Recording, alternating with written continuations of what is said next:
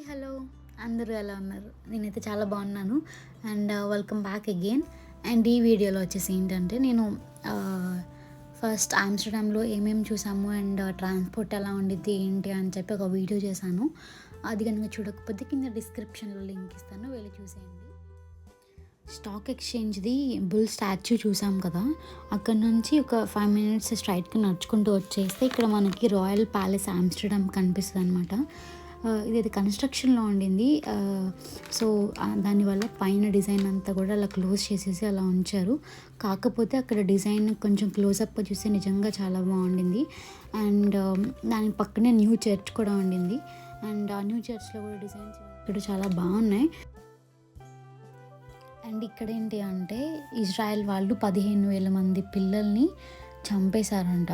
So ఆ 15,000 మంది పిల్లలకి గుర్తుగా ఇలా షూస్ ఇవన్నీ పెట్టేసి ఇదే ఇక్కడ ఈ రాయల్ ప్యాలెస్ ముందు అలా పెట్టి ర్యాలీలాగా చేశారట.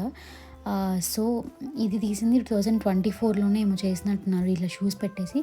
సో సేమ్ ఇదే బిల్డింగ్ ముందు ఫోటోలో మీకు కనిపిస్తుంది కదా, సో సేమ్ ఇక్కడ ఇవంతా ధర్నా చేశారు. అండ్ అంతమంది పిల్లల్ని ఎలా చంపారో ఏంటో మరి. అండ్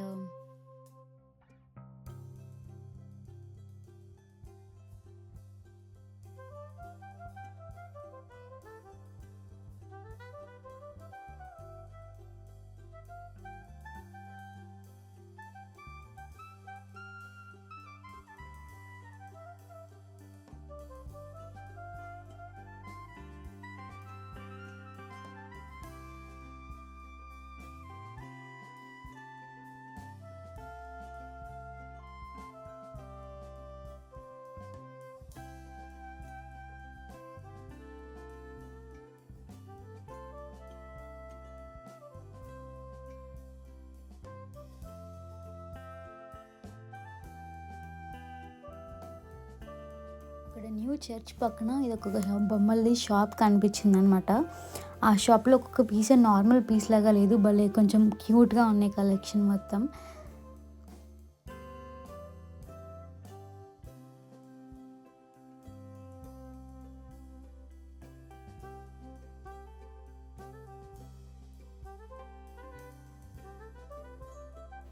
నేను ముందే రాసి పెట్టుకున్నాను అనమాట, ఇక్కడ నుంచి ఎటు వెళ్ళాలి, ఏ ప్లేస్ దగ్గర నుంచి ఏ విజిటింగ్ ప్లేస్కి ఎంత వాకింగ్ డిస్టెన్స్లో ఉంది ఏంటి అని చెప్పేసి. సో అలా ఉన్న తర్వాత రాయల్ ప్యాలెస్ నుంచి కెనాల్స్ ఆఫ్ ఆమ్స్టర్డామ్కి ఒక ఒక 5-6 minutes వాకింగ్ ఉందని చెప్పారు. అండ్ అలా అప్పుడు రాయల్ ప్యాలెస్ నుంచి కెనాల్స్ ఆఫ్ ఆమ్స్టర్డామ్ దగ్గరికి వెళ్ళాలి అని గూగుల్లో రూట్ కొట్టినప్పుడు అటు వేరే రూట్ చూపించింది అనమాట. సో అదంతా తిరుగుతూ వచ్చాము. కాకపోతే ఏంటి అంటే రాయల్ ప్యాలెస్కి ఎదురుగా గొంతులో వెళ్తే 2 minutesలో వెళ్ళిపోయే వాళ్ళం.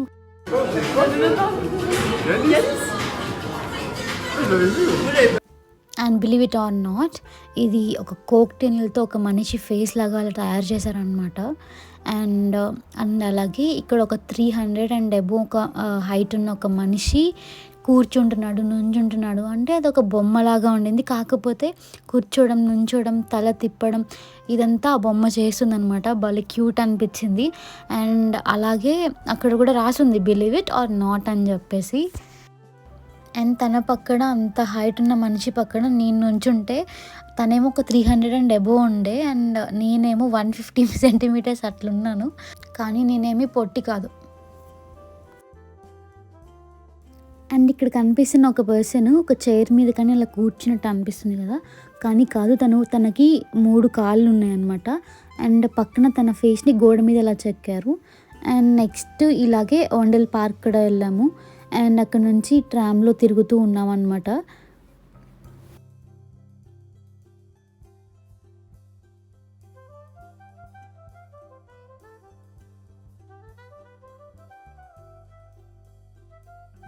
అండ్ అలా తిరుగుతూ అక్కడ శరవణ భవన్ కనిపించింది, అందుకే అక్కడ దిగిపోయాము. ప్యారిస్లో కనిపించింది. అండ్ అలాగే ఇక్కడ ఆమ్స్టర్డామ్లో కూడా కనిపించింది శరవణ భవన్. ప్యారిస్లో క్లిక్ తీయడం మర్చిపోయాను, అందుకే ఇక్కడ ఆమ్స్టర్డామ్లో వీడియో తీసాను అనమాట. అండ్ అలాగే అక్కడ తిరుగుతూ అక్కడ ఐ లవ్ ఆమ్స్టర్డామ్ అని కనిపించింది. సో అందుకే అక్కడ ఆగి కొంచెం పిక్స్ తీసుకొని అండ్ అక్కడ చుట్టుపక్కల ఉన్న నార్మల్ ఏరియాస్ చూసి అలా తిరుగుతూ వచ్చామన్నమాట. అండ్ నెక్స్ట్ రైక్స్ మ్యూజియంకి వెళ్ళామన్నమాట. అండ్ దాని ప్రొనౌన్సియేషన్ అయితే రైక్స్ మ్యూజియం, కాకపోతే దానికి రిజిక్స్ మ్యూజియం అనేలాగా ఉంటుంది. అండ్ అదే మ్యూజియంలో కొన్ని ఐటమ్స్ని సేల్కి పెట్టారనమాట. వాటి ప్రైసెస్ అయితే పిచ్చ హై ఉన్నాయి. Only for 1000 rupees. ఎన్ని పెన్సిల్ ఉంటే అన్ని పెన్సిల్ ఒకేసారి పెట్టి తిప్పవచ్చు. ఇది మనకి 600 రూపాయలు మాత్రమే బుక్ ఉంది. ఈ బుక్ ఓన్లీ 15,000 రూపాయలు మాత్రమే. ఎరేజర్ వచ్చి 500 రూపాయలు మాత్రమే. అండ్ దాని వెనకాల ఈ పార్క్ లాగా ఉన్నట్లుంది. సో లోపలికి వచ్చేసి కొంచెం ప్రశాంతంగా కూర్చుందాం అనుకున్నాము. అండ్ అక్కడ ఒక ఫౌంటైన్ లాగా కనిపించింది అనమాట. సో ఫౌంటైన్ లోపలికి వెళ్ళి కొంచెంసేపు అలా తిరుగుతూ లోపలే ఉన్నాను.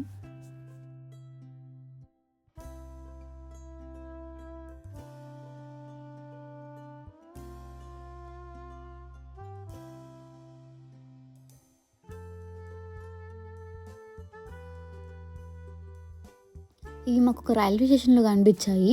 అండ్ పక్కన ఎస్కలేటర్ మీద నుంచి మేము కిందకి దిగుతున్నప్పుడు పక్కన ఒక షోయింగ్ పీసెస్ లాగా ఒక మ్యూజియంలో పెట్టినట్టు ఇలా అరేంజ్ చేసి పెట్టారనమాట. ఒక్కొక్కదానికి ఒకటి ఇలాగా భలే క్రియేటివ్గా అనిపించింది.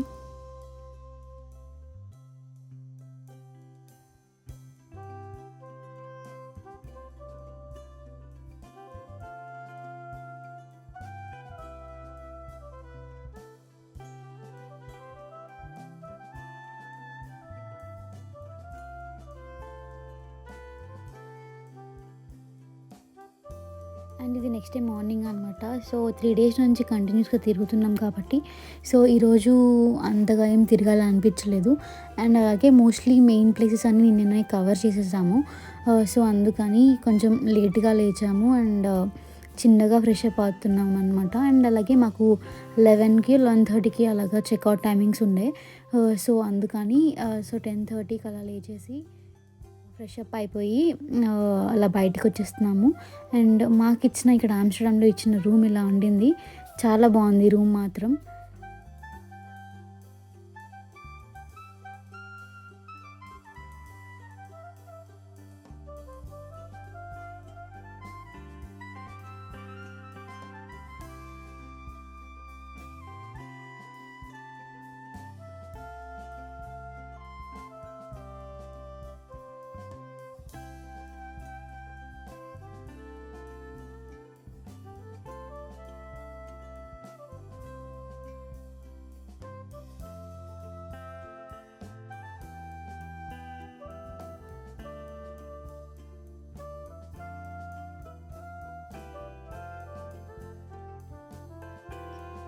అండ్ అక్కడ నుంచి హోటల్ రూమ్ దగ్గర నుంచి మెక్డీకి వెళ్ళాం కదా, అక్కడ కొంచెం తినేసి అక్కడ నుంచి ఎయిర్పోర్ట్ దగ్గరికి వచ్చామన్నమాట. సో ఎయిర్పోర్ట్లో కొంచెం సేపు లోపల తిరిగేసి అండ్ కొంచెం షాపింగ్ లాగా కొంచెం తిరిగేసామన్నమాట.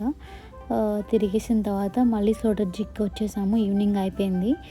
అండ్ ఈవినింగ్ అయిపోయాక ఇక్కడ స్లోటర్జిక్లో ఇక్కడ పిజ్జా తినడానికి వచ్చేసామన్నమాట బయటికి. సో ఒక రెస్టారెంట్లో వస్తే అక్కడ ట్యూనా ఫిష్ అనేది మేము పిజ్జా ఆర్డర్ చేసాము.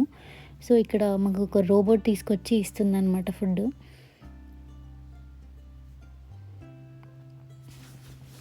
సో రోబోట్ తీసుకొచ్చిన మళ్ళీ వెనకాల వాళ్ళే సర్వ్ చేస్తున్నారు.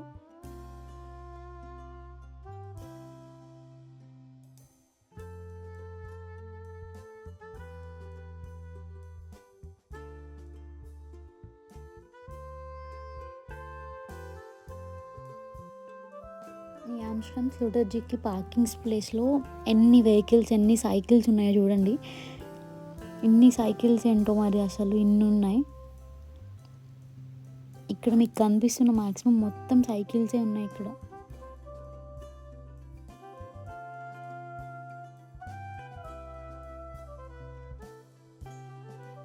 ఇక్కడ ట్రాఫిక్ రూల్స్ని వీటిని ఎలా అర్థం చేసుకుంటారు ఏంటి అని నాకు ఒక కన్ఫ్యూజన్ ఉండింది. ఎందుకు అంటే అదే రోడ్డు మీద ట్రామ్ వెళ్తుంది, బస్సు వెళ్తుంది, కార్ వెళ్తుంది, సైకిల్ వెళ్తుంది.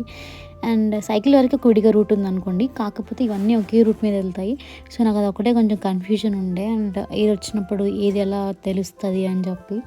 అండ్ మేబీ దానికి వాళ్ళకి రూల్స్ ఉండొచ్చు. అండ్ ఇక్కడ నుంచి మేము జర్మనీ వెళ్తున్నాము.